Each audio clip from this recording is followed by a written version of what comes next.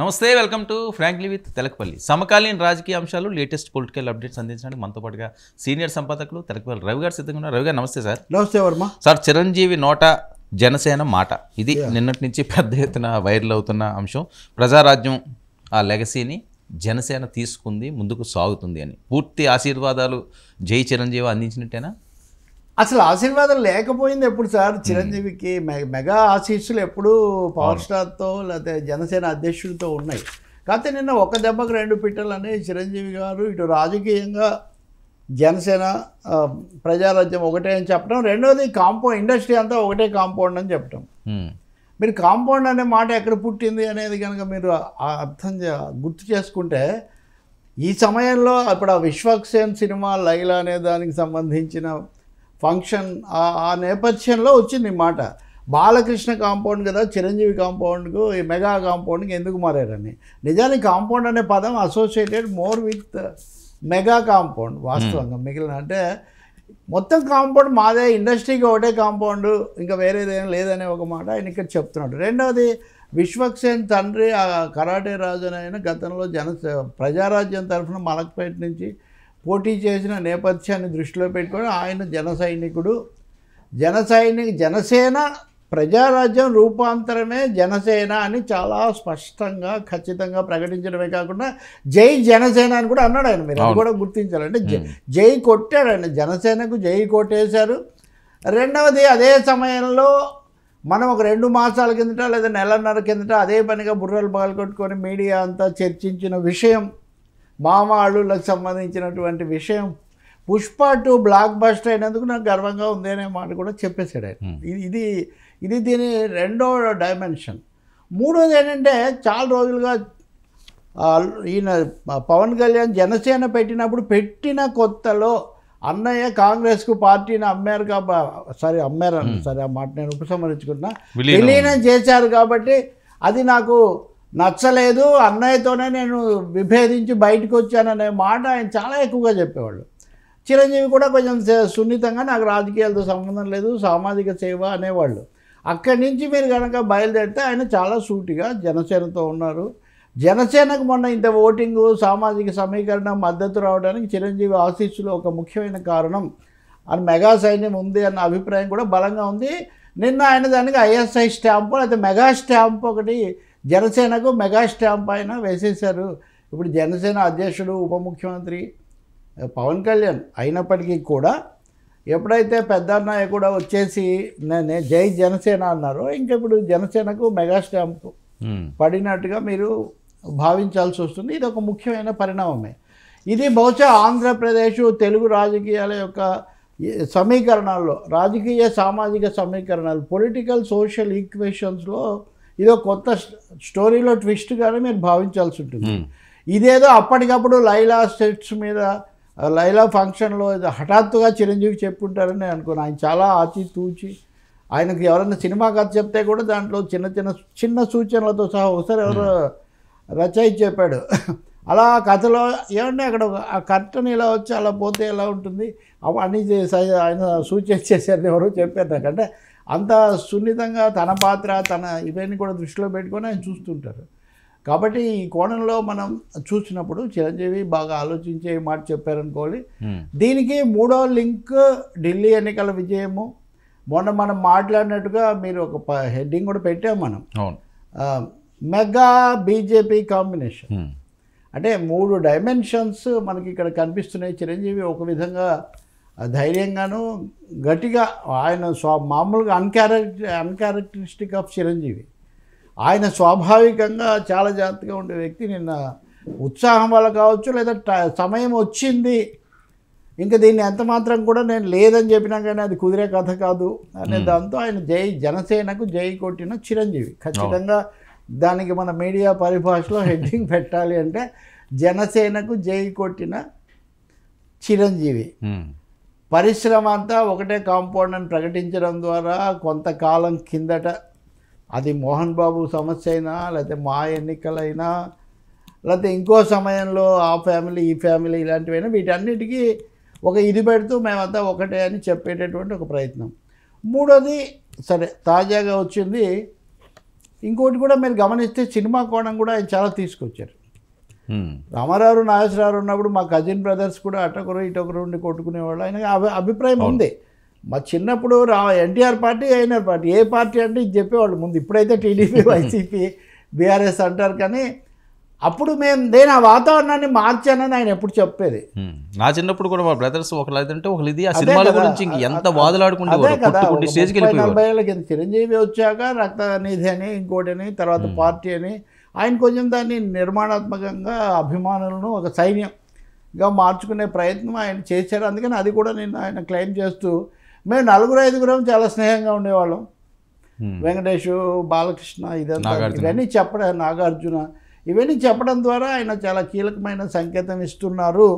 మేము పరిశ్రమలో వాతావరణం మార్చాము, పరిశ్రమ అనేది 2 శిబిరాలుగా 2 వర్గాలుగా చూడటం సరికాదు అని చెప్పేటటువంటి ప్రయత్నం కూడా చేశారు. అందుకే నిన్నటి మెగా మెసేజ్ అనేది అది మల్టీ సిగ్నల్డ్, అంటే చాలా సిగ్నల్స్ దాంట్లో ఉన్నాయి. దీన్ని రాజకీయంగా చూసినప్పుడు మటుకు ఇది బీజేపీకి జనసేన కాంబినేషన్కు ఉత్సాహం ఇచ్చే పరిణామం అని మనం ఒకటి ఆలోచించాల్సిన పరిస్థితి వస్తుంది. ఇంకా మూడోది ఇప్పుడు విశ్వక్సేన్, ఆయన కూడా బాగా వివాదాస్పదమైన దూకుడు కలిగిన వగైరా ఆయన అలా ఉంటాడు మామూలుగా. ఆయన సినిమాలు కూడా కొంచెం డిఫరెంట్గా ఉండి ఆడుతూ ఉంటాయి ఎవరైనా చెప్పినా. కానీ ఆ సమయంలో చెప్పినప్పటికీ కూడా ఆ కాంపౌండ్ నుంచి ఈ కాంపౌండ్ కొంచెం మారడం అన్నది కూడా పరిశ్రమలో కొంత రాజకీయపరమైన లేదా కుటుంబాల పరమైన కొంత మార్పుకు కారణమవుతుందేమో, అలాంటి ప్రయత్నం కూడా జరుగుతుందేమో అనే ఒక సందేహం కూడా కలుగుతుంది. అయితే ఇక్కడ ప్రశ్న వస్తుంది, మొదట్లో పవన్ కళ్యాణ్ ఎందుకు అన్నయ్యతో విభేదించి బయటకు వచ్చాను, అంత గౌరవించే ప్రేమించే ప్రాణాధికుడైన అన్నయ్యని నేను ఎందుకు విభేదించానని చెప్పుకున్నారు. అలాగే నాకు రాజకీయాలతో సంబంధం లేదని 1-2 సార్లు చిరంజీవి ఎందుకు చెప్పుకున్నారు. ఇప్పుడు ఎందుకు జై కొట్టేదాకా వెళ్ళారు అంటే ఇప్పుడు విజయం సాధించి ఒక విధంగా వెళ్తున్నారు కాబట్టి దీన్ని ఈ ప్రయోగం చేయొచ్చు, ఈ ప్రయాణం చేయొచ్చు అనే నిర్ణయానికి ఆయన వచ్చారా అని కూడా మనం ఆలోచించాలి. ఇంకా దీని వెనక మోదీ గారి అదృశ్య హస్తమో అదృశ్య కమలమో, అదృశ్య అందుకు దృశ్యమే కనిపిస్తూనే ఉంది కదా, అది ఉందా అన్న ఆలోచన కూడా అనే సందేహాలకు కూడా ఇది ఆస్కారం ఇస్తుంది. బట్ వెరీ ఇంపార్టెంట్, సినిమా పరంగా రాజకీయ పరంగా 2 తెలుగు రాష్ట్రాల్లో ఇది ముఖ్యమైన అంశం. 2 తెలుగు రాష్ట్రాలను ఎందుకు అంటానంటే జనసేనకు తెలంగాణలో కూడా గుర్తింపు వచ్చింది. ఎన్డీఏ తెలంగాణలో కూడా మళ్ళీ తేవాలని ఒక ప్రయత్నం చేస్తున్నారు. మెగా కాంపౌండ్లు లేకపోతే అన్నీ ఇక్కడే ఉన్నాయి, హైదరాబాద్లోనే ఉంటాయి. కాబట్టి ఈ కోణాలన్నీ దీంట్లో ఇమిడి ఉన్నాయి. సో నిన్న మేజర్ ట్విస్ట్ టర్నింగ్ ఇచ్చుకొని ఉంటాడు కదా, కొంచెం టర్నింగ్ ఇచ్చిన మెగా టర్న్ ఇచ్చినట్టు లెక్క. మెగా టర్న్ మెగా సీల్ అయితే దీంతో వెంటనే రాజకీయ మార్పు వచ్చేస్తుందంటే సోషల్ మీడియాలో హెడ్డింగ్లు పెట్టినంత సులభంగా రాజకీయ పరిణామాలు రావు. దీని ఇంకొక డైమెన్షన్ కనుక మీరు చూస్తే సామాజిక సమీకరణాల కోణంలో వీళ్ళందరూ ఒకటవుతున్నారు కాబట్టి మనం మరింత జాగ్రత్త పడాలి అని తెలుగుదేశం వర్గాలనండి లేకపోతే వీరాభిమానులనండి కొంత జాగ్రత్త పడే ఒక అవకాశం వస్తుంది. ఎందుకంటే సార్ ఇవి ఏవి యాదృచ్ఛికంగా జరగట్లేదు. ఇదే సమయంలో పీకే సీఎం అని ఒక ట్యాగ్ ఒక సోషల్ మీడియా ప్లాట్ఫామ్లో పెట్టారనే వార్త విపరీతంగా వైరల్ అవుతుంది. డిప్యూటీ సీఎంను సీఎం అని ఎందుకు పెట్టారు? ఇది సహృద మంచి కోసం పెట్టారా లేదా ఇది కొంచెం వివాదాస్పదం చేస్తారా? అంతకుముందు సీఎం డిప్యూటీ సీఎం అదో చర్చ నడిచింది. లోకేష్ పవన్ కళ్యాణ్ మధ్యలో వాళ్ళకేం సంబంధం లేదు వాళ్ళ అనుయాయుల్లో. ఇప్పుడు సీఎం పీకే అంటే వేరే రకరకాల, నన్ను అడిగితే కూడా నేను 100 అర్థాలు ఈ అక్షరాలతో 100 కాంబినేషన్స్ నేను చెప్తాను. అది కాదు కదా సమస్య, దానికి ఒక ఖచ్చితమైన కోణం ఉంది. కానీ నిన్ననే మీడియాలో ఇంకో వార్త కూడా, ఒక ముఖ్యమైన మీడియాలో పవన్ లేకుండా తొలిసారి క్యాబినెట్ సమావేశం అని ఒక వార్త కనిపిస్తుంది, ఒక హెడ్డింగ్ కనిపిస్తుంది. అదే మరీ అమాంబాబత్ ఛానళ్ళు లేకపోతే మీడియా కూడా కాదు, కొంచెం పేరు మోసిన మీడియానే. కాబట్టి ఇవన్నీ ఎక్కడ ఆయనకి హెల్త్ ఇష్యూ ఉంది నిజంగా, అదే హెల్త్ ఇష్యూ ఉందని మనం ముందే అనుకున్నాము. కానీ వాళ్ళు పెట్టిన హెడ్డింగ్ నేను మీకు చెప్తున్నా. అంటే ఇవి రెండు కొసలు కదా. పవన్ కళ్యాణ్ హెల్త్ ఇష్యూ ఉన్నా కానీ ముఖ్యమైన అంశాలు ఏం మిస్ అవ్వట్లేదు కదా. మొన్న అటవీ అధికారులు ప్రశంసించారు. మన దగ్గర ఇంకో టాపిక్ కూడా ఉంది కదా, మీరు బాగా హైలైట్ చేసి రాక్ గీక్ అంటున్నారు కదా, రాకింగ్ టాపిక్ ఒకటి ఉంది కదా మీ దగ్గర. అందువల్ల తప్పకుండా చిరంజీవి పూర్తిగా జనసేనతో ఐడెంటిఫై అయిపోయారు. ఈ ఐడెంటిఫికేషన్ పవన్ ప్రమాణ స్వీకారం రోజు మోదీకి అన్నదమ్ములు ఇద్దరు అటు ఇటు నిలబడిన రోజే, అంటే ఆ కాంబినేషనేనా ఇంకా సెటిల్ అయిపోతుందా? తెలుగు రాష్ట్రాల్లో అటు అన్న ఇటు తమ్ముడు మధ్యలో మోడీ ఉండేటటువంటి ఈ బొమ్మ ఇది కాంబినేషన్గా రాబోతుందా అనే ప్రశ్న మటుకు వస్తుంది నిన్న మాట్లాడిన ద్వారా దాని ద్వారా. సార్ మరొక అయితే ఇంకొక ఇదే సమయంలో వైసీపీ సోషల్ మీడియా చూస్తే లైలా అనే దాన్ని ఆ సినిమాను అప్పుడే దాన్ని ఏమనాలి బ్లాక్ చేయమని దాన్ని బాయ్కాట్ చేయమని ఒక హ్యాష్ ట్యాగ్ నడుస్తూ ఉంది. దాంట్లో కొన్ని అసందర్భమైన విషయాలు మాట్లాడారు, అది ఇదని వాళ్ళ తరఫున మాట్లాడే 2-3 సోషల్ మీడియా సైట్స్లో ఇప్పటికీ అది కూడా ఉంది.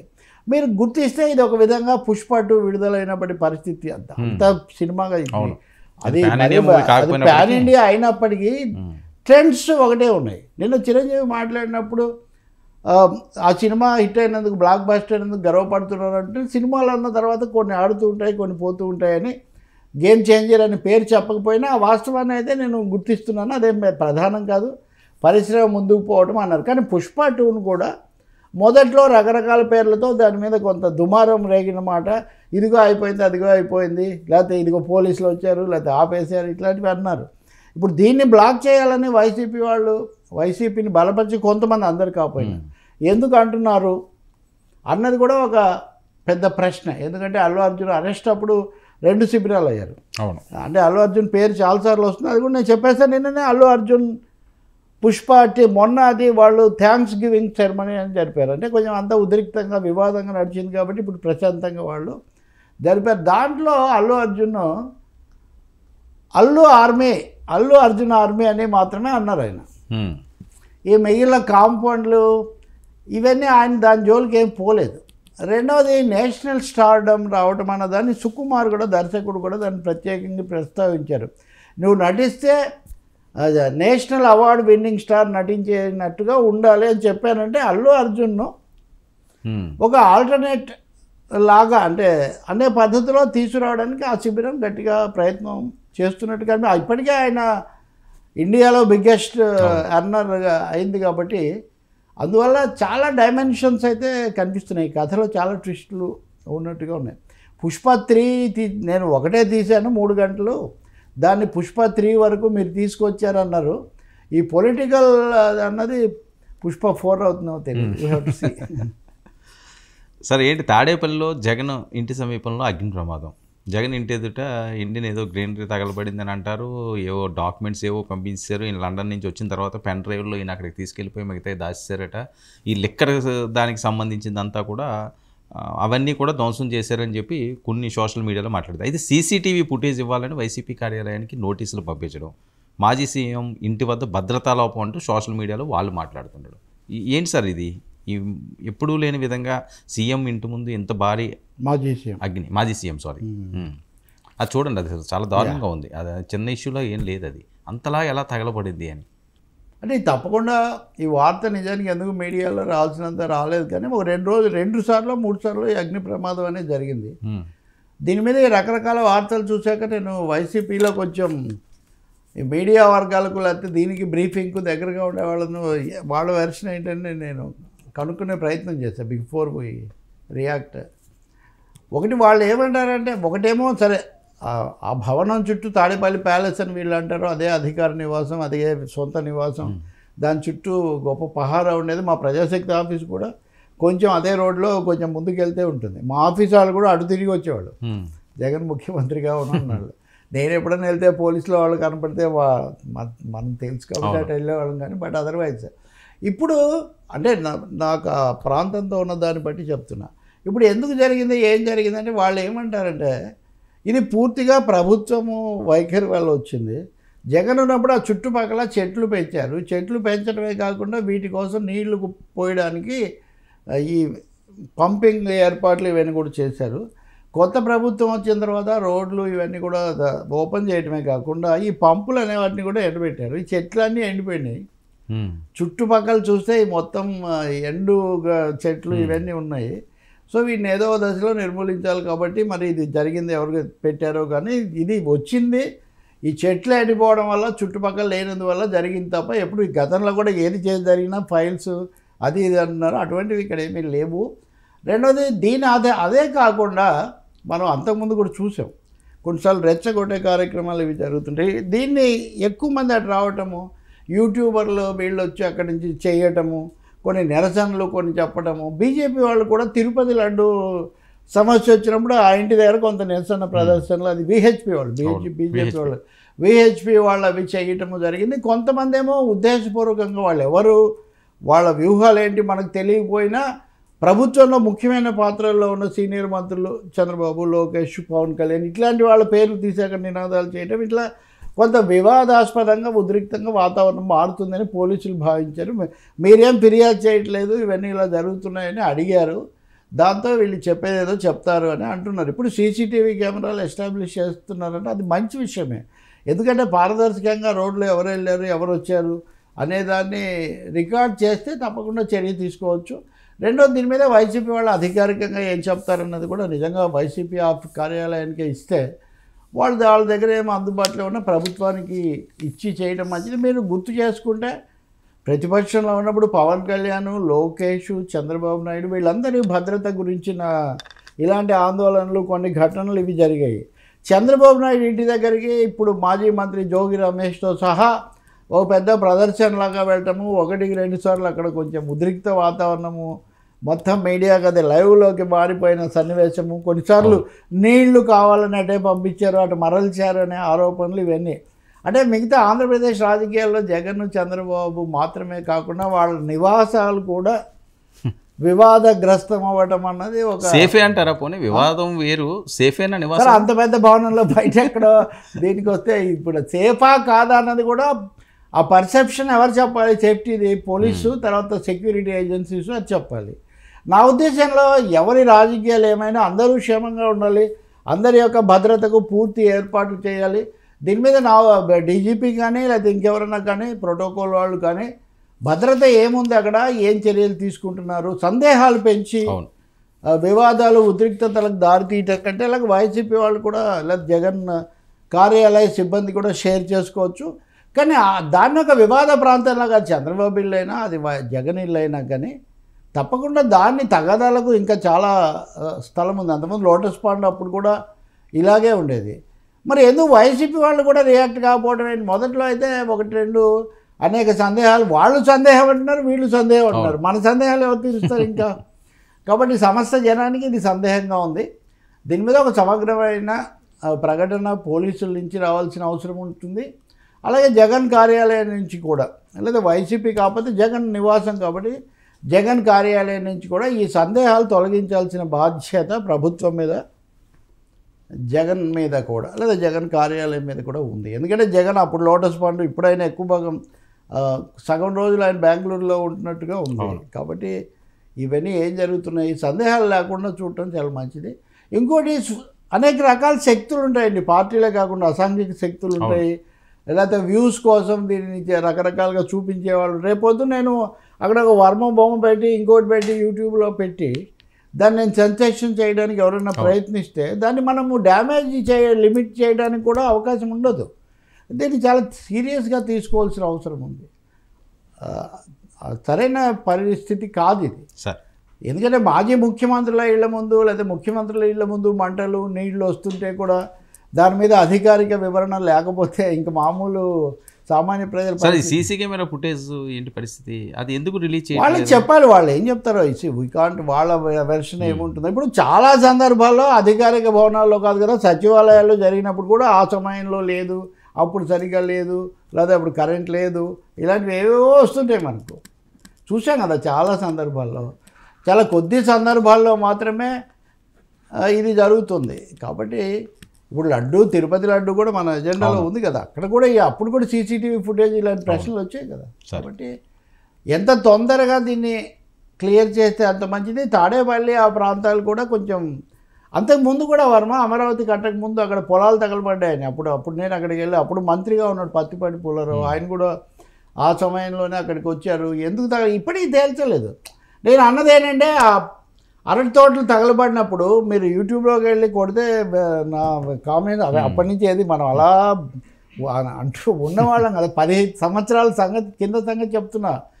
వాళ్ళు తగలబెట్టారని వీళ్ళు అన్నారు, వీళ్ళని వాళ్ళు అన్నారు, చివరికి ఎవరు తేల్చలేదు. తర్వాత చంద్రబాబు ప్రభుత్వం తేల్చలేదు, మళ్ళీ వచ్చింది. ఇది కూడా అంతే. ఇవన్నీ చాలా వరకు ఇవి అన్సాల్వ్డ్ మిస్టరీస్ లాగా మిగిలిపోతూ ఉంటాయి. చూద్దాం మరి. అందుకే తొందరగా డీజీపీ గారు లేకపోతే ఇంకెవరైనా ఒక ప్రకటన ఫైల్ వాళ్ళు కానీ చెప్తే చాలా సంతోషం. సార్ ఏంటి జగన్మోహన్ రెడ్డి గారితో సహా ప్రజాప్రతినిధుల కేసులో రోజువారీ విచారణలో చాలామంది నిందితులు కోర్టుకు రావడం లేదు. జగన్తో పాటు పలువురు నేతల కేసులు విచారణకి ఇక వేగవంతం అయ్యే అవకాశం అని, మరొకటి దస్తగిరిని అప్రూవర్గా మారిపోయి కొన్ని కీలక అంశాలు చెప్పాడు. దస్తగిరి ఏవైతే రిపోర్ట్స్ ఇచ్చారో అవన్నీ కూడా సిబిఐ తీసుకుంది. జగన్మోహన్ రెడ్డి గారిని అరెస్ట్ చేయబోతున్నాడని చెప్పి మరొక వార్త. సరే, ఇది ఆల్మోస్ట్ డైలీ మీడియాలో అవును, ఏదో ఒక మూలన జగన్ అరెస్ట్కు రంగం సిద్ధం ఇలాంటివి వస్తూ ఉంటాయి. నాకు తెలిసినంతలో ఆ 16 మాసాలు అప్పుడు అరెస్ట్ అవ్వడం తప్ప ఆ తర్వాత ఆయన ఇంకెప్పుడు ఏదైనా ఆందోళనప్పుడు ఏమన్నా అయ్యాడేమో కానీ ఇంకెప్పుడు అవ్వలేదు. నిజంగా అయితే అది పెద్ద వార్తే. అటువంటిది వస్తే మనం ముందుగానే మనం చర్చించవచ్చు. కానీ ఈసారి ఎన్నికల ఫలితం వచ్చినప్పటి నుంచి ఆ కారణం మీద ఈ కారణం మీద ఇప్పుడు ఇందులో తాజాగా ఈరోజు నిన్నేమో ఆ కేసుల్లో అరెస్ట్ కావచ్చు అన్నారు, ఈరోజు పొద్దునేమో వివేక హత్య కేసులో కావచ్చు అన్నారు. సరే, ఇప్పుడు మనం చర్చిస్తున్న కేసు ఇది దస్తగిరికి వ్యతిరేకంగా వేసిన కేసు. దస్తగిరి అక్కడ గొడ్డలతో ఇలా కొట్టాము ఇవన్నీ చెప్తుంటే అతన్ని అప్రూవర్గా తీసుకోండి, అంటే లొంగిపోయిన దోషిగా నిందితుడిగా. అవును, లొంగిపోయిన నిందితుడిగా తీసుకోవచ్చు. కానీ సాక్షి ఎలా అవుతాడు?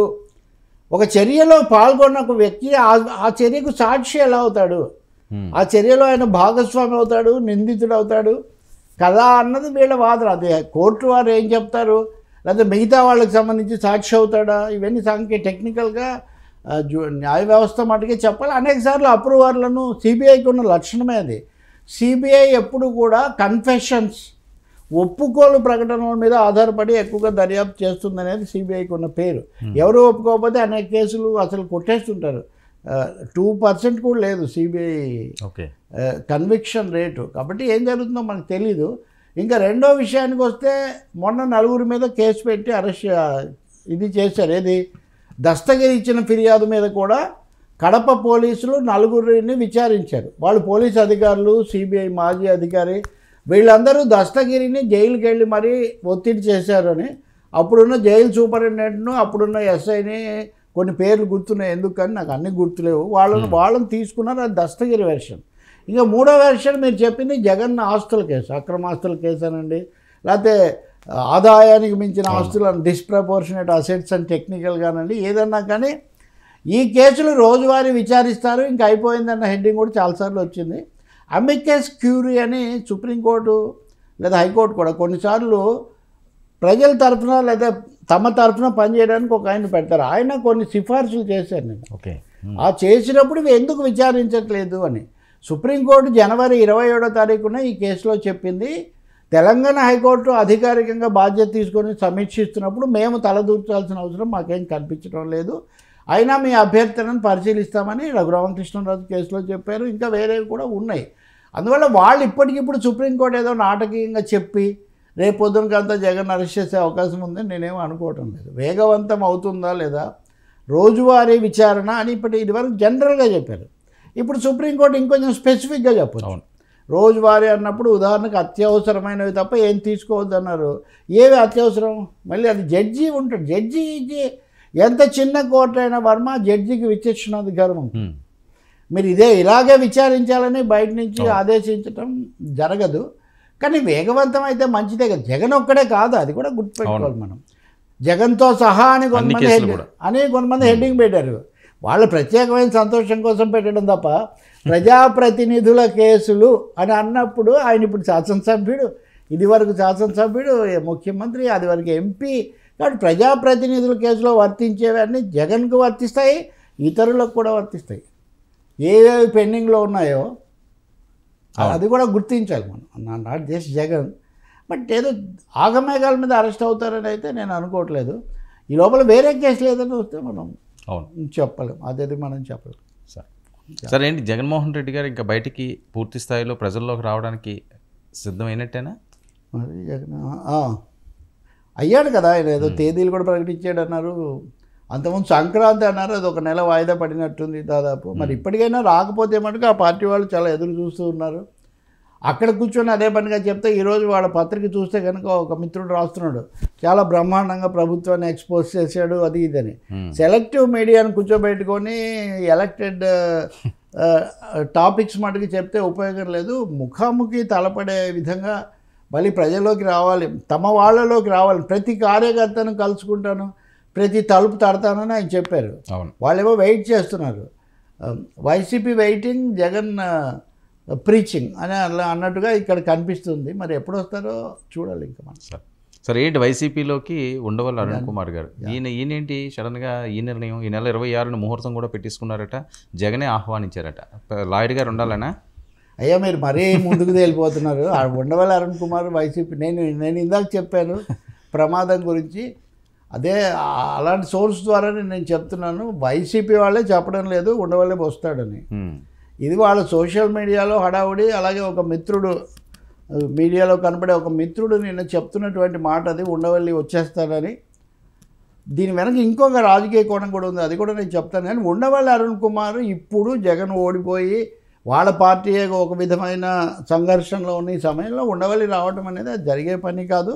ఉండవల్లి అరుణ్ కుమార్ ఎక్కడ ఆ విధంగా చెప్పలేదు కూడా, నేనేం అడగలేదు ఆయనకు. But we can understand from facts. కాబట్టి ఆయన ఇదే ఒకటే. కాకపోతే రామోజీరావు మీద, మార్గదర్శి మీద తను బయటపెట్టిన అంశాలను అందిపుచ్చుకొని కాస్త కేసుల్లో పెట్టాడు, వెంటబడ్డాడు అన్నది ఒకటే. జగన్కి ఆయన మీద ఉన్న సానుభూతి కావచ్చు, కానీ అంతకు మించి ఉండే అవకాశం లేదు. జగన్ కేవీపీ రామచంద్రరావునైనా, ఉండవల్లి అరుణ్ కుమార్నైనా, లేకపోతే అంతకుముందున్న కొంతమంది వైఎస్ రాజశేఖర రెడ్డి కాలం నాటి ఐఏఎస్లనైనా ఆయనేమి ఆదరించి చేర్చుకునే ప్రసక్తి ఏమి ఉత్పన్నం కాదు. మిగిలాడు ఉన్నాడు ఒకే ఒక విజయసాయి రెడ్డి అనుకున్న ఆయన కూడా ఇప్పుడు బయటికి పోయాడు. ఉన్న విజయసాయి రెడ్డి బయటికి పోతే గోదావరి మేధావి లేదా ఆయన ఎప్పుడు రాజకీయ చాగంటి అంటుంటారు. చాగంటి ప్రవచనాలు చెప్పినట్టుగా ఈయన చెప్తూ ఉంటారు కదా.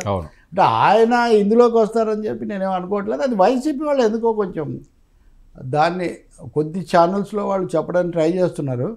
ఇక రెండో మాట ఏంటంటే దీనికి లింక్, కాంగ్రెస్ నేపథ్యం ఉన్న వాళ్ళందరూ వైసీపీలోకి వస్తారు. షర్మిల విఫలమైపోయారు. షర్మిలతో వెళ్ళిన కాంగ్రెస్ వాళ్ళు కూడా ఇప్పుడు దానికి ఉదాహరణ సాకే శైలజానాథ్. నాకు చిరకాలంగా తెలిసిన వ్యక్తి, మా నాన్నకు కూడా శిష్యుడు, అప్పుడు ఎస్ఎఫ్ఐ వీటిలో పనిచేసేవాడు. సో చాకే శైలజానాథ్ పిసిసి అధ్యక్షుడు కానీ జగన్కు చాలా వ్యతిరేకంగా అప్పుడు వాస్తవానికి. కిరణ్ కుమార్ రెడ్డి ఎంతో ఆయన కూడా అలా మాట్లాడేవారు. కానీ ఇక్కడికి వచ్చేస్తున్నాడు, ఆయన చేరిపోయాడు కదా. సో శైలజానాథ్తో సహా కాంగ్రెస్ పాత కాపులందరూ మరొకసారి వైసీపీలోకి వస్తారు. కాంగ్రెస్కు భవిష్యత్తు లేదు అని తేలింది కాబట్టి వాళ్ళు వైసీపీలోకి వస్తారు అన్నది ఒక వెర్షన్. బహుశా దాన్ని బలపరుచుకోవడానికి ఉండవల్లి చుట్టూ ఈ కథ అల్లినట్టుగా ఉన్నారు. ఇంతకంటే మనం శ్రమపడని అవసరం లేదు. ఎందుకంటే రేపో ఎల్లుండో ఉండవల్లి ఎలాగో మళ్ళీ తన ఇది పెడతారు. ఆయన ఖండించలేదు కదా అని కొన్ని అనుమానాలు వస్తున్నాయి. ఖండించలేదు, అంటే ఆధారమే లేదు కదా. చాలా కథలు సోషల్ మీడియాలో ఏవో కథలు వచ్చినంత, అంటే నేనే ఆ క్రియాశీల రాజకీయాలకు దూరంగా ఉన్నాను, నాకు సంబంధం లేదని ఒక 100 సార్లు ఆయన ప్రకటించి ఉన్నారు. సో ఇప్పుడు ఆయన ముందుగా ప్రకటన ఏం చేయాలి, నేను మళ్ళీ రాజకీయాల్లోకి రాదలుచుకున్నానని ఎక్కడన్నా సూచనగా చెప్తే, ఆయన వయస్సును బట్టి చూసినా, ఆయన ప్రొఫైల్ బట్టి చూసినా, ఇంకా రఘువీరారెడ్డి లాంటి వాళ్ళకి ఏమన్నా కొంచెం అవకాశం ఉంటుంది. ఆయన కూడా తన దేవాలయము, తన ఈ వారసత్వం వాటి మీద ఇంటర్వ్యూలు ఇస్తున్నారు, కానీ రాజకీయాలు ఏం మాట్లాడలేదు.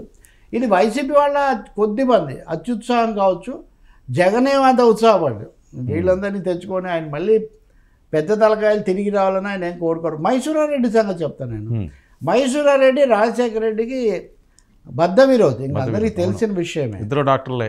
ఇద్దరు అయిన తర్వాత తెలుగుదేశంలోకి వెళ్ళారు, రాజ్యసభ అయ్యారు. అయిన తర్వాత మళ్ళీ వచ్చి జగన్ అరెస్ట్ చేసిన సమయంలో ఆయన వచ్చి వైసీపీలో చేరాడు.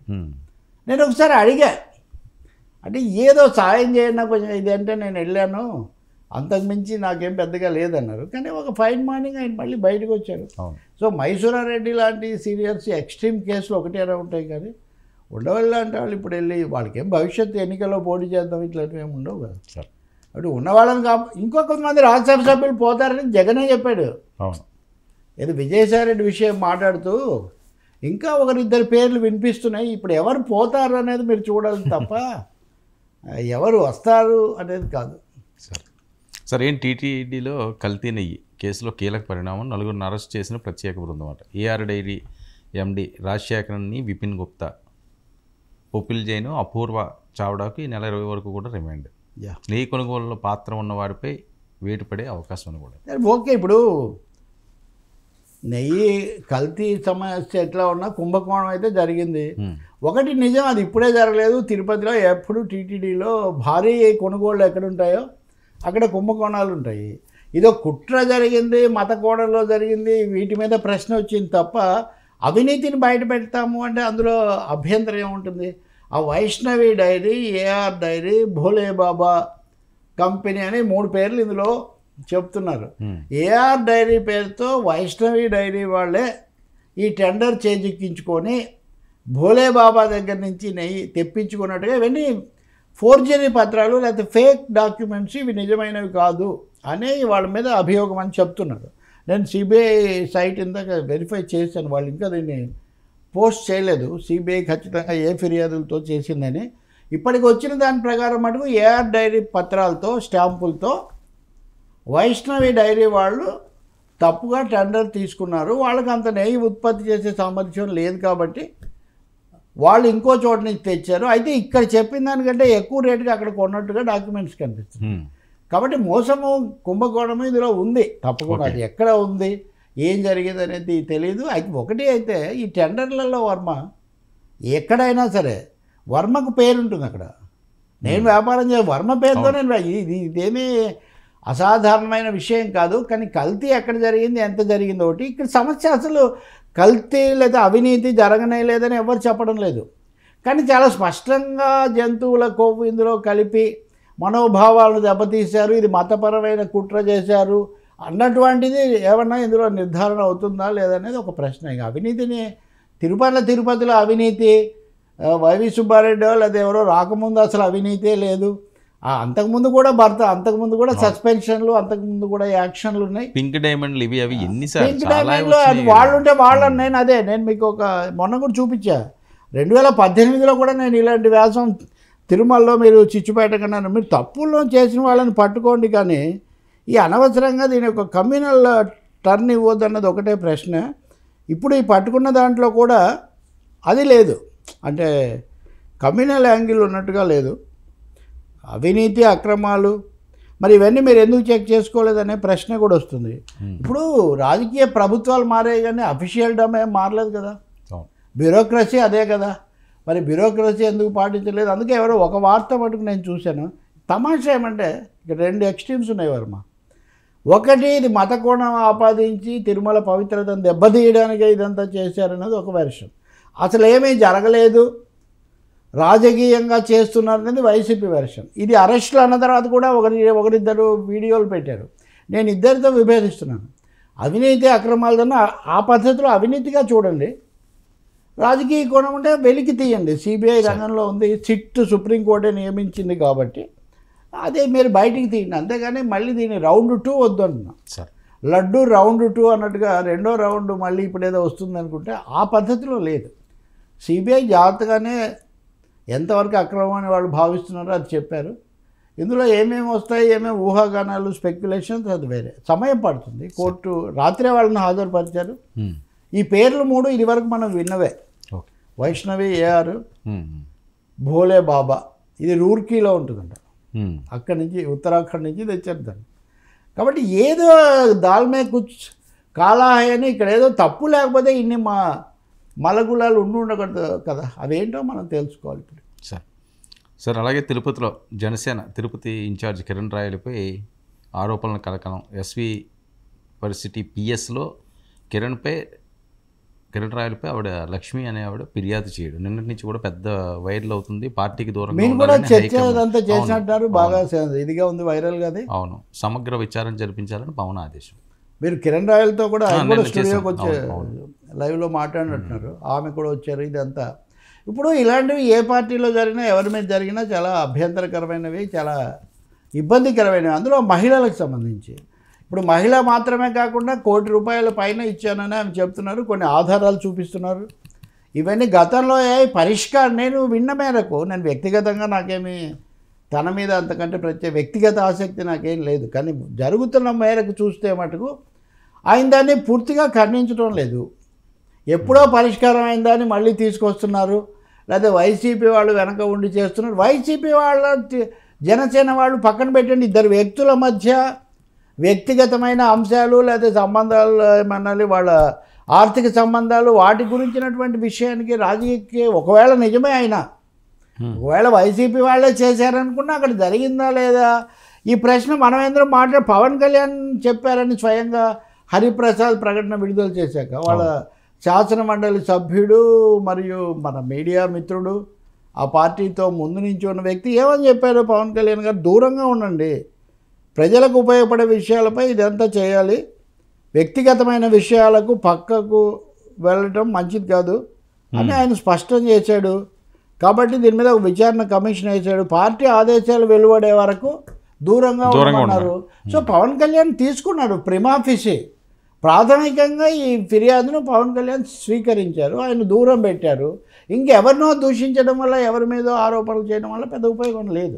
ఇంకా రెండోది, ఆ మహిళ ఇంకా మాట్లాడుతున్నారు, ఆమె మీడియా దగ్గరికి కూడా వస్తున్నారు, మీరు కూడా మాట్లాడారు కదా. కాబట్టి ఇప్పుడు అవన్నీ ఉన్నప్పుడు మా మీద వస్తేనేమో అబద్ధం, వాళ్ళ మీద వస్తేనేమో నిజం అని ఎవరైనా అది కుదరదండి. ఆరోపణే. శ్రీకృష్ణుడు అంతటి వాడి మీద తీసుకోకపోయినా సరే సత్యభామ వాళ్ళ నాన్న సత్రాజిత్తు శమంతకమని అపహరించాడని చెప్తే కృష్ణుడు నేను శమంతకమని తీసుకొస్తానని వెళ్ళాడే కానీ నువ్వు ఆరోపణ చేస్తున్నావని అంతటితో ఆగల. ఎందుకంటే అంతకు ముందు రోజు కృష్ణుడు అది నాకు ఇవ్వు, ప్రజలకు ఉపయోగకరం కదా అని అడుగున్నాడు. కాబట్టి ఇలా చెప్పాలంటే చాలా ఉదాహరణ, ఊరికే మాట వరుసకు చెప్తున్నాను నేను.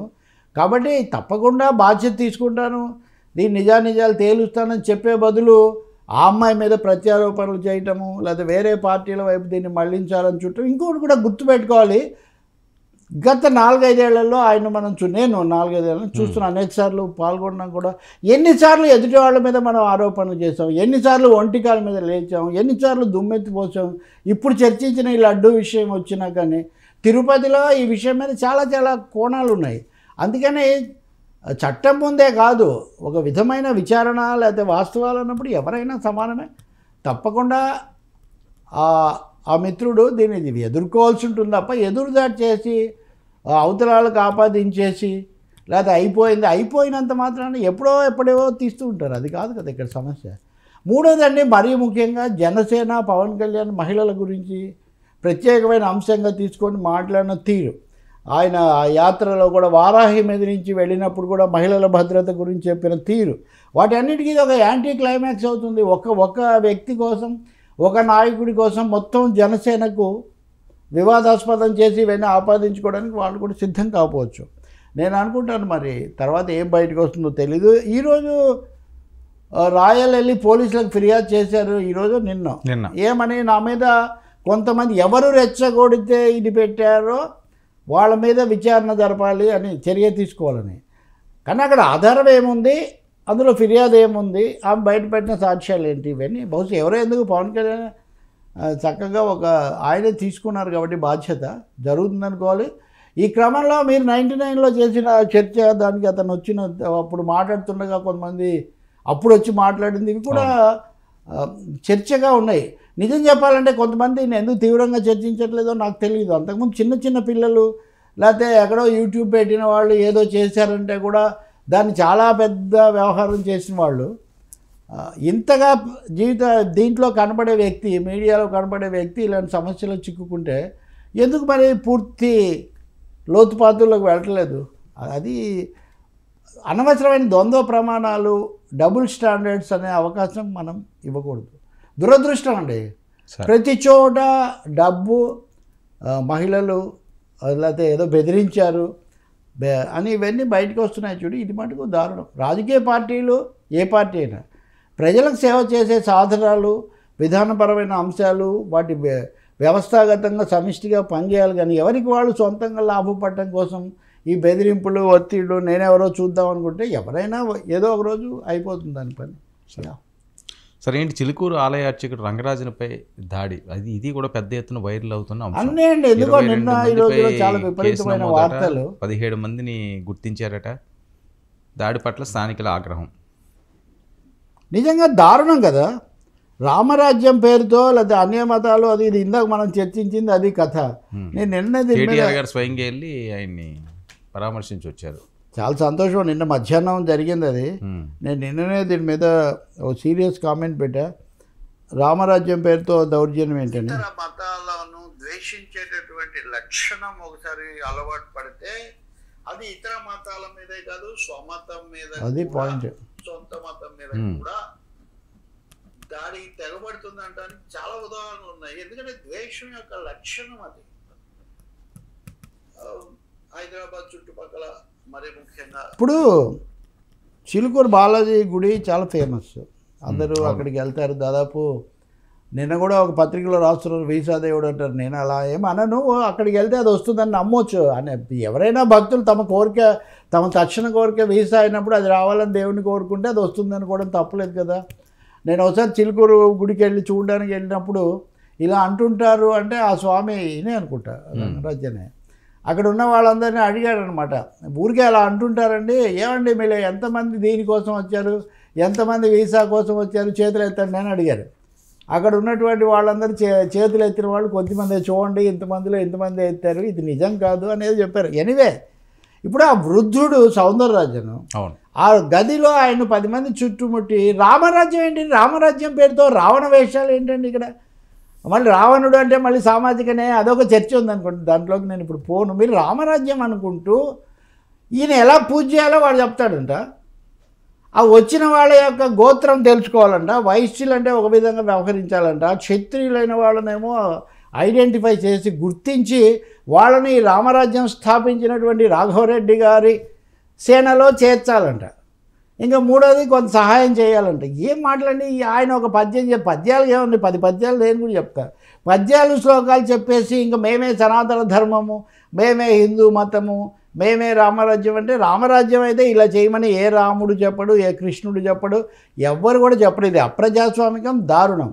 అలాగే సనాతన ధర్మం అనే పేరుతో ఇలాంటి వాటిని అదే పనిగా ప్రోత్సహించి, ఎందుకంటే ఇది ఛానల్ ఉంది పెద్ద మనిషికి, ఎంతసేపటికి అక్కడికి వచ్చిన వాళ్ళ ప్రవర అంటారే, ఇది అంటుంటారు కదా, జంబూద్వీపే భారతవర్ష భారతఖండే కృష్ణా గోదావరి మధ్యప్రదేశ్ శ్రీశైల క్షేత్రం ఏదో ఇట్లాంటి రకరకాలుగా, ఆ తర్వాత ఫలానా వంశీ ఇవన్నీ. కాబట్టి అలా చెప్పేటప్పుడు అంటే వాళ్ళ కులం చాలా ఇంపార్టెంట్ అంట. అంటే కుల వ్యవస్థను తీసుకొని వచ్చే పెద్ద ప్రయత్నం అనేది. రెండవది మేము మాట వినకపోతే కొడతారా. ఆ సౌందరరాజన్ ఆయన కుమారుడు రంగరాజన్, ఇప్పుడు రంగరాజనే ఎక్కువగా నడుపుతూ ఉంటారు కదా. ఇప్పుడు ఈయన ఏమో చైర్మన్ వ్యవస్థాపకుడు, అది కూడా చూడండి, రామరాజ్య స్థాపకులు ఆ నడిచేవాళ్ళు రామరాజ్య స్థాపకులు. ఒక గదిలో ఉన్నటువంటి వృద్ధ పూజారికే పాఠాలు చెప్పడం వీళ్ళు ఏంటంటే ఆయన వృత్తి పూజారి వృత్తి.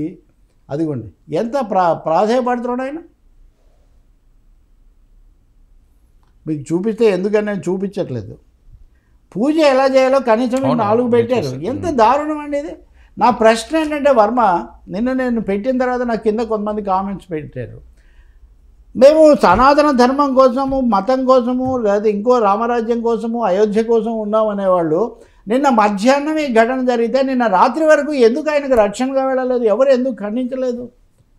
నేను ఇలా అంటే లేదు ఖండించారు. ఎవరు ఖండించారు? మీరు అంతకుముందు కొన్ని మతపరమైన ఘటనలు జరిగినప్పుడు ఎంత తీవ్రంగా ఖండించి ఉద్రిక్తత ఏర్పడింది కదా. ఇప్పుడు ఉద్రిక్తత వద్దు, కానీ ఇప్పుడు మీరు చెప్తున్నారు కేటీఆర్ ఇప్పుడు వెళ్ళారని. కనీసం మరి అసలు హిందుత్వ రక్షకులు వేరు కదా. మీకు మనకు ఆ ఫోటో చూపించే భాగ్యం ఎందుకు కలగలేదు? అంటే సౌందరరాజన్కు, రంగరాజన్కు సంఘీభావంగా వీళ్ళందరూ ఎందుకు వెళ్ళటం లేదు? మూడోది రామరాజ్యానికి ఒక వెబ్సైట్ పెట్టుకొని మేము రక్షకులం అంటే ఎలా కుదురుతుంది? కాబట్టి మతతత్వం ముదురుతుంది. నేను ఇప్పుడే మీకు ఇంకొక ముఖ్యమైన వార్త కూడా చెప్తున్నాను. కొద్ది రోజుల కిందట హైదరాబాద్ బుక్ ఫెస్టివల్లో వేణుగోపాల్ అనే మన పాత్రికేయ మిత్రుడు తిరుపతి చరిత్రకు సంబంధించి ఒక ప్రాచీన గ్రంథం అమ్ముతుంటే అతని మీద వెళ్ళి దాడి చేశాడు. ఆ తర్వాత హైదరాబాద్ చుట్టుపక్కల ఉన్నటువంటి స్కూళ్ళల్లో 2 దళిత ఉపాధ్యాయులు, ఒక అతను ప్రిన్సిపాల్ ఆయన మీద దాడి చేశారు. ఇలా కాదు అలా చెప్తున్నావు, నువ్వు అవమానిస్తున్నావు అని. మొన్న నేను నెల్లూరు వెళ్ళినప్పుడు నెల్లూరులో బుక్ ఫెయిర్ జరుగుతుంది. అక్కడ కూడా సనాతన ధర్మం అంటే ఏమిటి అని ఒక 2 పుస్తకాలు మేము ఆవిష్కరించాం. ఒకటి ఎంవిఎస్ శర్మ, ఇంకోటి ప్రొఫెసర్ శ్రీకృష్ణ మాలి అని. అది మేము ఆవిష్కరించి సభ జరుగుతుండగానే ఒక అబ్బాయి వచ్చి తగాదా పెట్టుకున్నాడు. మేము ఎవరి జోలికి పోలేదు, ఎవరిని అనలేదు. సనాతన ధర్మం అంటే ఇలా ఉంటుంది, ధర్మం వేరు మతం వేరు, సర్వధర్మాన్ని పరిత్యజ్య మామేకం శరణం ప్రజ అన్నాడు కృష్ణుడు. సర్వధర్మం పరిత్యజ్య అన్నాడు. ఏం చెప్తారు చెప్పండి? ధర్మం అంటే ఏంటి, మతం అంటే ఏంటి, ఇవన్నీ అనేవాడు. కృష్ణుడు ఏమన్నాడు? అన్ని ధర్మాలు పరిత్యజించి నా మీదే ఉంచమన్నాడు. ఆయన మతం పేరు చెప్పలేదు, ఆయన ఇంకొకటి చెప్పలేదు. నేను అంటుంది ఏంటంటే ఆయన మీద దాడి చేశారు. తాజాగా మీకు చెప్తున్నాను, తిరుపతిలో పదే తిరుపతి గురించి చర్చిస్తున్నాం కదా, తిరుపతి బుక్ ఫెస్టివల్లో ఎమోస్కో వాళ్ళు యార్లగడ్డ లక్ష్మీప్రసాద్ రాసిన ద్రౌపది అనే పుస్తకం వేశారు. ఆ పుస్తకం కూడా వివాదాస్పదం. ఏది పడితే అది మనకు నచ్చనివన్నీ వివాదాస్పదం. ఆ బుక్ అమ్ముతుంటే ఇది ఎప్పుడో వచ్చి 15 ఏళ్ళైంది, 20 ఏళ్ళైంది.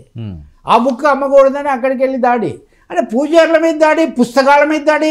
ఇదెక్కడ హిందూ మతము, ఇదెక్కడ హిందుత్వము, ఇదెక్కడ సనాతనత్వం అండి? నా ఉద్దేశంలో పవన్ కళ్యాణ్ లాంటి వాళ్ళు తక్షణం దీన్ని ఖండించాలి. పవన్ కళ్యాణ్ హైదరాబాద్ బుక్ ఫెస్టివల్ ప్రారంభించారు. రంగరాజన్ దాడిని అయితే పవన్ కళ్యాణ్ గారు ఖండించారు. నేను అంటున్నా దాని సూత్రాలు. ఇప్పుడు బుక్స్ అంటే ఇష్టం కదా. హైదరాబాద్ బుక్ ఫెస్టివల్ అక్కడ వైసీపీ హయాంలో దానికి స్థలం లేకుండా పోతే పవన్ కళ్యాణ్ చొరవ తీసుకొని స్టేడియంలో అది పెట్టడానికి ఏర్పాటు చేశారు. ఇది ఎప్పటి నుంచో మాకున్న కోరిక అది. పుస్తకాలను అంతా ప్రేమించే పవన్ కళ్యాణ్ హైదరాబాద్ బుక్ ఫెస్టివల్లో, నెల్లూరు బుక్ ఫెస్టివల్లో, తిరుపతి బుక్ ఫెస్టివల్లో ప్రతి చోట పుస్తకాల మీద దాడి. చిలుకూరు ఆలయానికి వెళ్ళి ఆ వృద్ధుడు, పైగా ఆయన ఇద్దరు, రంగరాజన్ కూడా పెద్ద ఆయన ఏంటి తెలుసా, విహెచ్పి వాళ్ళు మొన్న అడిగినట్టుగా ఆలయాలు హిందూ మత సంస్థల చేతుల్లో ఉండాలి, ప్రభుత్వం అధీనం ఉండకూడదని పోరాడుతున్నవాడు ఇక ఆయన మీద కూడా దాడి చేశాక ఇంకెక్కడ హిందుత్వాన్ని, ఇంకెవరు మిగులుతున్నారు చెప్పండి? నేను అదే అన్నాను. ఒక లాయరు కేసు విచారించేటప్పుడు తన తరఫున క్లయింట్కు అయ్యా జడ్జి ఏం అడిగినా సరే నువ్వు బెబ్బే అను అన్నాడు, చెప్పాడంట. అయ్యా నువ్వు చంపావా లేదా, బెబ్బే. అప్పుడు అక్కడ ఉన్నావా లేదా, బెబ్బే. ఇలా అన్నాడు. కేసు కొట్టేశాడు జడ్జి. అంతా అయిన తర్వాత లాయర్ కేసు గెలిచాను కదా నాకు ఫీజు ఇవ్వన్నాడు, బెబ్బే అన్నాడు. పవన్ ట్వీట్ సార్ అది. దట్స్ వెల్ అండ్ గుడ్ అండి. పవన్ నేను అంటుంది ఏంటంటే దాని మూలాల్లో కూడా ఒకటి. రెండోది పుస్తకాలతో ఏమి సంబంధం అంటున్నాను నేను. మూడో విషయం, పూజారి మీద కూడా దాడి చేసేది. ఇది సనాతన ధర్మం కాదు, ఇది హిందూ మతం కాదనే విషయం చాలా స్పష్టం చేయడం అనేది చాలా మంచిది. రెండవది, పుస్తక ప్రేమికుడుగా ఈ 3 చోట్ల జరిగిన, అంటే పుస్తకాలు ఆలయాలు రెండే కదండి మనకు పవిత్రమైనవి. ఆ రెండింటి మీద కూడా దాడి జరిగేటైతే నేనే చూపిస్తాను పవన్ కళ్యాణ్ చేస్తే దానికి అది సమస్య ఉంది. అవును, మనకేమీ వేరే లేదు. ఆ మూకాన్ని నడిపిస్తున్నది ఎవరో గుర్తించి కఠినంగా శిక్షించాలని కోరారు. సనాతన ధర్మ పరిరక్షణ కోసం విలువైన సూచనలు రంగనాథ్ తనకు అందించారని చెప్పారు. నేను అంటుంది అదే. మరి వచ్చిన వాళ్ళు కూడా రామరాజ్యం అనే పేరుతోనే వచ్చారు, వాళ్ళు కూడా శ్లోకాలు చెప్పారంటే ఎలాంటి శక్తులు దీని పేరుతో చెలరేగిపోతున్నాయనే విషయం గుర్తించాల్సిన అవసరం మటుకు ఉంది. పైగా ఆయన ఆదేశించారు, నిన్నటిదాకా అదేమీ జరగలేదు. రామరాజ్యం అనే కాదని చెప్పడానికి ఏముంది, మీకు కావాలంటే నేను అది ఆ సైట్ కూడా చూపిస్తాను ఇందులో. ఇక్కడ మూడోది, పూజారి మీద దాడి, పుస్తకాల మీద దాడి. పూజారుల మీద పుస్తకాల మీద దాడి చేయడం ఎలాంటి మతమో లేకపోతే ఎలాంటి ధర్మం అండి? కాబట్టి చాలా తీవ్రమైన హెచ్చరిక. నేను అంటుంది ఒకటే, ఒకసారి మతపరమైనటువంటి ఛాందస్సము తలకెక్కితే అది ఇతరుల మీదే కాదు మన మీద కూడా పడుతుంది అనే అంశాన్ని అందరూ కూడా గుర్తించాలి. ఒక మతం కాదు, ఇతర మతాలు, అది ముస్లిం మతం కావచ్చు, క్రైస్తవ మతం కావచ్చు, సిక్కు కావచ్చు, అందరూ గుర్తించాల్సిన అవసరం మటుకు చాలా ఉంది. మూడోది, దేవుణ్ణి పూజించడానికి అందరూ సమానులే. ఆ రామరాజ్యం అనేవాడు అందులో చెప్తున్నట్టుగా వచ్చిన వాళ్ళ కులాన్ని తెలుసుకొని దాన్ని బట్టి వ్యవహరించండి అని చెప్పడం చాలా తప్పు. భగవంతుడికి భక్తుడికి మధ్యలో కులాలు అక్కర్లేదు. యా సార్, పారిశ్రామికవేత్త వీసీ జనార్దన్ రావు హత్య 73 సార్లు కత్తితో పొడిచిన మనవడట. అసలు ఎటుపోతున్నారు సార్ సమాజం? చాలా ఘోరం అండి వాస్తవంగా. నేను నిన్న ఉదయం పత్రికలన్నింటిలో పూర్తి పేజీ అడ్వర్టైజ్మెంట్ చూసే, వెల్డాన్ ఇండస్ట్రీస్ సంథింగ్ ఆయన పేరు. ఇంత పెద్ద ఇండస్ట్రీస్ హఠాత్తుగా ఇలా వచ్చిందని కొంత చూడగానే కొంచెం ఏదో మనకు ఉంటుంది కదా మీడియా. 3వ పేజీలో మనవడు చంపినట్టుగా ఇంకెవరో అంటే సరే, మనవడే చంపితే ఇంకొక తాతను, ఆయనకి 2 అమ్మాయిలట, అందులో ఒక అమ్మాయి కొడుకును ఆయన డైరెక్టర్గా చేశాడట. ఇతను అమెరికాలో ఉంటాడు, ఏం చదువు రానివాడు లేకపోతే ఇది కూడా కాదు. అతను వెంటనే వచ్చాడు, తాతతో మాట్లాడుతూ కత్తితో 79 సార్లు పొడిచాడని పోలీసు. ఊహించగలుగుతామా మనం?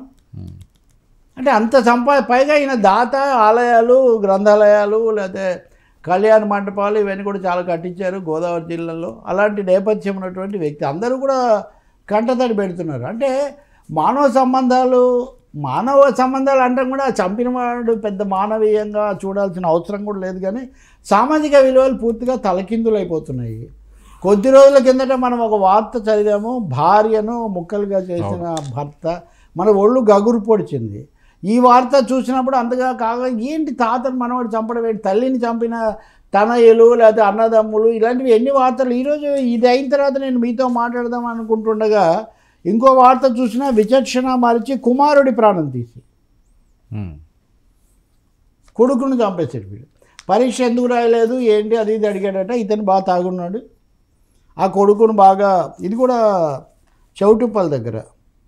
సో సిఐ మన్మథ కుమార్ అనే అతను చెప్పాడు. సో వచ్చి స్కూల్కి వెళ్ళిన తర్వాత ఏంటి అని అడిగాడు. ఇంటికి ఎందుకు ఆలస్యంగా వచ్చావంటే అతను ఏదో చెప్పాడంటే వాడి మీద పడి గుద్దే వాడు చచ్చిపోయాడు. అంటే ఇప్పుడు ఒక మన కొడుకు, ఒక తాత, ఒక భార్య, అన్నదమ్ములు, ఎన్ని వార్తలు అంటే మానవీయ విలువలు అనేవి లేకుండా పోతున్నాయి. ఒక ఉద్రిక్తత, ఒక మానసిక స్థితి, మానసిక ఉన్మాదం. ఇది కేవలం డబ్బు కోసమని కాదు. ఇప్పుడు ఈ కేసే తీసుకుంటే ఆ మనవడు తేజ ఏదో ఉంది అతని పేరు, అతను డ్రగ్స్కు బానిస అయ్యాడు, అది ఇది ఇట్లాంటివన్నీ చెప్తున్నాడు. జరిగిన ప్రతిసారి ఇలాంటి ఏదో చెప్తుంటారండి. వాడి మానసిక స్థితి సరిగ్గా లేదు, లేకపోతే ఇంకొకటి అయింది, లేకపోతే ఇంకోటి అయింది. కాదండి, ఇది కుటుంబ వ్యవస్థ అనండి, లేదా పరస్పర సంబంధాలు విచ్ఛిన్నమైపోయి తమకు ఇవ్వకపోతే వస్తే నాకు రావాలి, లేకపోతే నీవు ఉండకూడదు. అది తాత కావచ్చు, అవ్వ కావచ్చు, పిల్లలు కావచ్చు, అన్న కావచ్చు, తమ్ముడు కావచ్చు, తల్లి కావచ్చు.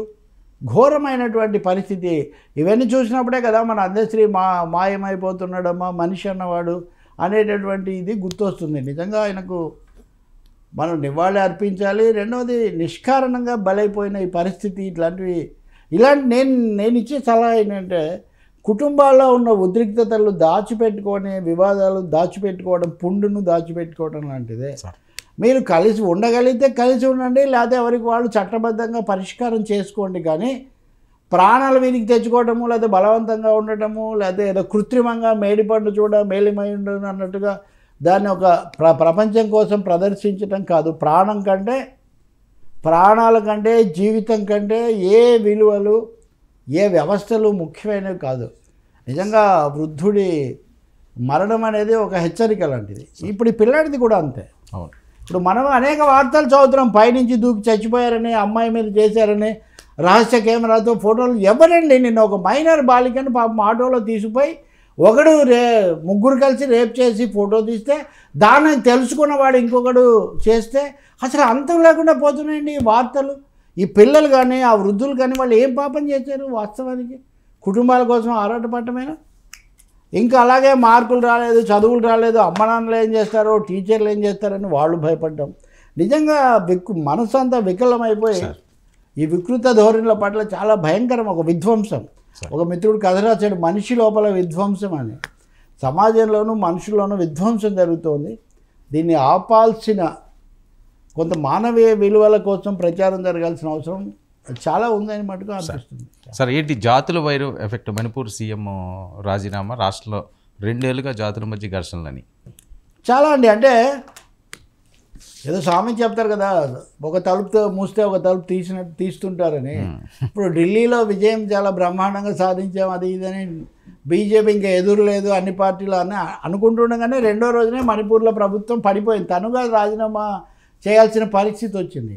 ఇదేమన్నా అకస్మాత్తుగా వచ్చిందంటే దాదాపు 2023 నవంబర్ నుంచి అక్కడ మంటలు రాజుకుంటూనే ఉన్నాయి మైతేయి కుకీ తెగలకు మధ్యలో. ఈ ముఖ్యమంత్రి బిరేన్ సింగ్ అనే అతను మైతేయిలు మెజారిటీ, తర్వాత వాళ్ళు కొంచెం మైదాన ప్రాంతాల్లో ఉంటారు, వీళ్ళ తరఫున ఉండటంతో కుకీల మీద ఘోరమైన అనేక ఘటనలు జరిగాయి. దాదాపు కొన్ని వందల మంది చనిపోయారు. అయినా కానీ మోదీ గారు అక్కడికి వెళ్ళి దాన్ని అదుపులోకి తేవడానికి ప్రయత్నించలేదు. కేంద్రం కూడా జోక్యం చేసుకోలేదు. తమ ప్రభుత్వాన్ని కాపాడుకోవడం కోసం వాళ్ళు పాకులాడారు చివరి వరకు కూడా. కానీ నిన్న ఢిల్లీ విజయాన్ని సెలబ్రేట్ చేసుకోవాల్సినప్పుడు మణిపూర్లో ముఖ్యమంత్రిని ఎందుకు వదులుకోవాల్సి వచ్చిందంటే ఒక అవిశ్వాస తీర్మానం నోటీస్ ఇచ్చింది కాంగ్రెస్ పార్టీ. అందరితో కలిసి వీళ్ళకి 37 మంది మద్దతు ఉంది. వీళ్ళలో ఒక పార్టీ, చిన్న పార్టీ ఇంతకుముందే మద్దతు ఉపసంహరించింది. నిన్న బీరేన్ సింగ్ రాజీనామా చేయడానికి వెళ్ళినప్పుడు ఆయనతో పాటు 14 మంది ఉన్నారు. అంటే 37 మందిలో 14 మంది ఉన్నారంటే మిగతా వాళ్ళు లేరు. సో ఇప్పుడు ఎలాగో ఆ ప్రభుత్వం పడిపోతుంది అనే ఒక ఖచ్చితమైన సంకేతాలు రావడంతో బీజేపీ నాయకత్వం ఆయన మీద ఒత్తిడి తెచ్చి ఒప్పించి ఈ రాజీనామా చేయించినట్టుగా ఉంది. అందుకనే ఏం చేశారంటే వర్మ, పోస్ట్ రిజిగ్నేషన్ సంగతి నేను మీకు చెప్తున్నా. సభలో ఈరోజు బల ప్రదర్శన జరగాలి, అవిశ్వాస తీర్మానం ఓటింగ్కు తీసుకోవాలి. నిన్న ఆయన రాజీనామా చేశాడు, వెంటనే గవర్నర్ ఈరోజు జరగాల్సిన సమావేశాన్ని వాయిదా వేశారు. ఇది చాలా దారుణం. ఎందుకంటే ఒకవేళ ముఖ్యమంత్రి రాజీనామా చేస్తే కొత్త ముఖ్యమంత్రిని ఎన్నుకోవాలి, ఆపద్ధర్మ ముఖ్యమంత్రిగా ఉండమని ఈ సభను జరిపి లేదా ఏదో చేయాలి. ఇవేమీ చేయకుండా మీరు సభను పక్కన పెట్టేసి ఇప్పుడు రాష్ట్రపతి పాలన పెట్టవచ్చు అని కూడా అంటున్నారు. అంటే మిగిలిన కాలాన్ని ఎలాగో కాపాడుకోవాలి అని బీజేపీ ప్రయత్నిస్తుందో తెలియదు. కానీ చాలా ఉద్రిక్తమైన ఈశాన్య ప్రాంతానికి ఇది మంచిది కాదు. ఈశాన్యం పూర్తిగా మా గుప్పిట్లోకి వచ్చింది అని బీజేపీ చెప్తూ వచ్చింది. కానీ మణిపూర్ హెచ్చరిక, ఇది ఢిల్లీ సంతోషానికి ఒక బ్రేక్ మణిపూర్ దాని అనిపిస్తుంది. ఇది బీజేపీ కోణం కంటే నేను దేశ సమైక్యత కోణంలో చూసినప్పుడు బాధ్యతగా ప్రజాస్వామికంగా వ్యవహరించాలని మటుకు కోరుతూ ఉన్నాం. Sir thank you so much Ravi garu. ఇది ఈనాటి frankly with Terakapalli. Stay tune to 99 news.